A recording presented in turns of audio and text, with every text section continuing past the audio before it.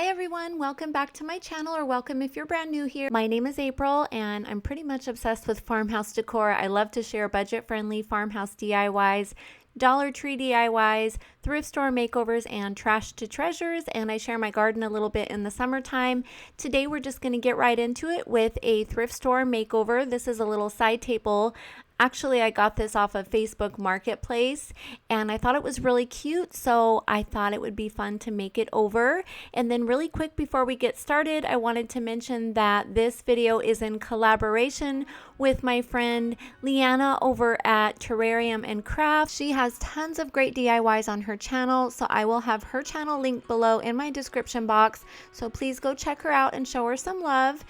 So back to our side table makeover, the first thing I always do is start by wiping everything down before I get ready to paint it. Even if I've already wiped it down outside, I always wipe it down before I paint it, just to make sure there's no cat hair. I have cat hair from my cat always because she follows me wherever I go. But seriously, I just want to make sure that there's no debris or anything that will mess up my paint. And today I'm using Waverly chalk paint in the color white, and then I'm using two different sizes of brushes. I used the smaller one, as you can see here, to do the side and the legs, and then I used the bigger one just to do the main top surfaces. It's just easier and faster that way. And so I just give the whole thing one good coat. I'm really just trying to get one thin layer on. It doesn't necessarily have to be perfect. As you can see here, you can kind of still see some of the wood showing through, but that's okay. We just want to get one good solid coat and make sure that it's as smooth as we can get it. Now, Waverly chalk paint is what I use the most because it's cheap. You can get it at Walmart. It's easy to get. But here I'm just showing you the reason I don't love it is because it really starts to thicken up if you let it set for a few seconds. But what I found is if you use a spray bottle, you can just spray just a little bit of water and then it will thin it back out and make it workable again. So just a little tip for you, if this happens to you, you can just spray it down, and water works really well with chalk paint. I also want to mention that luckily I did not get any bleed through. I think this was already covered with some kind of protective coat, but sometimes with paint you can get bleed through, so I do like to use, I usually use Bullseye, I think it's called. I spray that on just so that I don't get any bleed through, especially when I'm using white. And then I did take this outside and just give it a little distressing. Now, my sander is one that vibrates, it doesn't rotate, and I just don't love the way it looks when I sand it. Or maybe I'm just using the wrong kind of sandpaper. I'm not sure, but I am not in love with the way that it distresses, so I plan on getting one of the sanders that spin. Here I'm using Dixie Belle, the Best Dang Clear Wax, and this will be my final layer, my protective coat for this piece. I just cover the whole entire thing, wait 15 minutes, and then use a lint-free cloth to buff it off a little bit, and this is how it turned out. I think it's really simple, really pretty, totally my style. I think this could be considered farmhouse or shabby chic, and I love it. So you guys will have to let me know what you think. Would you have painted it a different color? Would you have done anything different? I always love your feedback.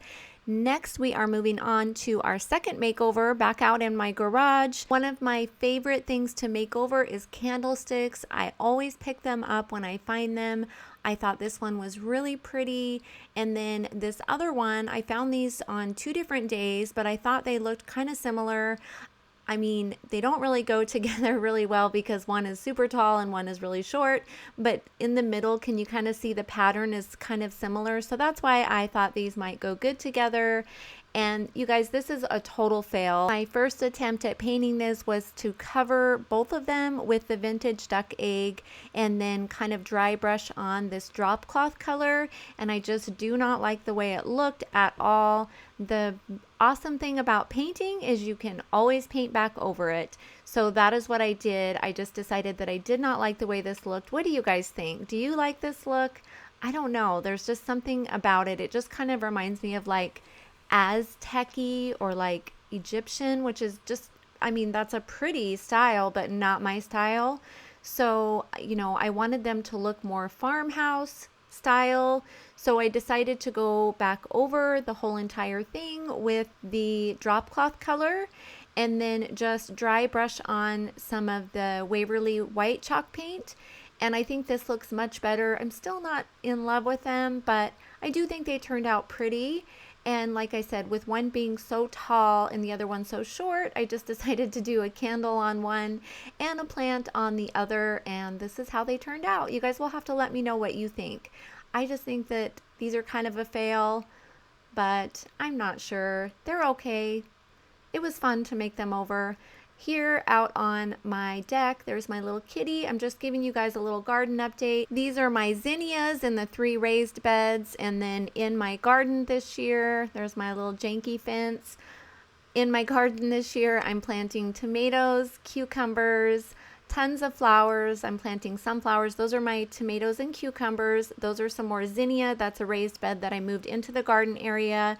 These are the sunflowers that are starting to come up. I will have to thin those out. Here is some lavender, and these are totally all over my whole entire garden. I have those little helicopter things, and for some reason this year they just sprouted everywhere. So it's going to take me a couple hours today to take care of all of those. This is my garden last year. This is what my zinnia looked like. So I'm hoping that they turn out just as pretty this year.